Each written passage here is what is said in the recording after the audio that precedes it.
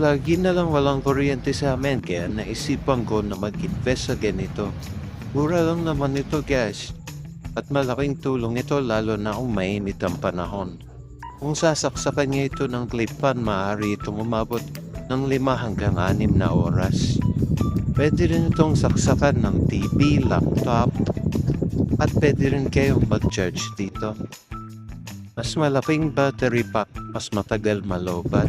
Bali yung gamit ko lang nga pala dito na battery ay 4AH lang. Pagkadating nito ay tinesting ko agad ito kung legit. Bali ang sinaksa ko dito ay clip fan at dire-diretso ko ito. Binuksan hanggang 1 oras. Bali sa loob ng 1 oras ay 0.6 lang ang nabawas sa battery nito. Kung mahilig kayo mag-camping malaking tulong ito. Legit na legit to guys. I-check out nyo na lang. Ilalagay ko na lang ang link sa may ibaba. Huwag na kayong mag-isip dahil kailangan nyo rin ito. Hahaha. Yun lang. Thank you for watching.